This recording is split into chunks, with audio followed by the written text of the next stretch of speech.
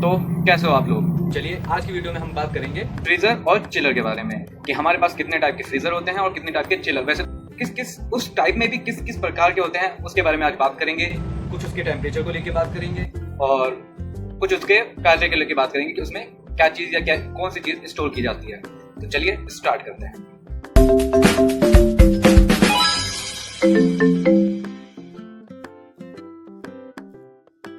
तो सबसे पहले आता है रीच इन चिलर, जो नॉर्मली हर घर में पाया जाता है, जिसमें हम आराम से रीच कर सके जहां तक हम पहुंच सके। इसका टेम्परेचर होता है 0 to 5 डिग्री सेल्सियस। इसमें आप हम रोजमर्रा की सामान जैसे कि सब्जियां हो गई, कुछ फल फ्रूट हो गए, कुछ सामान जो खाना जो बच चुका है हम वो स्टोर करके रखते हैं। और ये होता है रीच इन चिलर। अब चिलर से मतलब है चिलर और भी प्रकार के होते हैं। चिलर में पहला तो आपने रीच इन सुन लिया, एक आता है माउंटेन चिलर जो कि दीवार पे रखा रहता है। तीसरा आता है अंडर काउंटर चिलर, मतलब जिस एरिया पे आप काम करते हो उसके नीचे आपका एक चिलर पूरा फिक्स होता है, ठीक है। और फिर चौथा आता है स्टैंडिंग चिलर, जो आपको मैंने अपनी पिछली वीडियो में दिखाया होगा, नहीं देखा तो आप देख लेना, वो लंबा होता है, ठीक है। और लास्ट पांचवा आता है walk in chiller. Walk in chiller एक कमरे के जैसा होता है और वो इतना बड़ा होता है कि आप उसके अंदर जा सकते हैं। उसको हम बहुत सारे सामान स्टोर करने के लिए रखते हैं। वॉक इन चिलर इसलिए बोलते हैं ताकि हम उसके अंदर वॉक कर सकते हैं, ठीक है।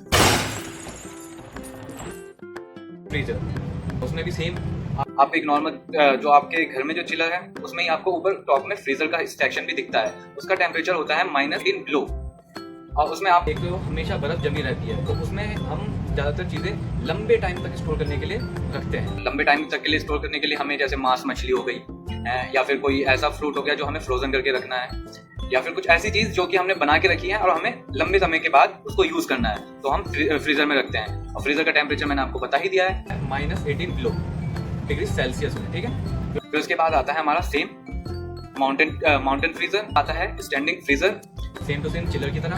फिर सेम उसी प्रकार का हमारे पास होता है वॉक इन फ्रीजर। तो ये भी बहुत बड़ा होता है, आप इसके अंदर जा सकते हैं। आप मतलब ये ना बड़े बड़े रेस्टोरेंट में होता है क्योंकि उनको ज्यादा सामान स्टोर करके रखना पड़ता है। उसके बाद आता है तीसरा, जिसे हम बोलते हैं ब्लास्ट चिलर। ब्लास्ट का मतलब ये नहीं कि बम फोड़ना है।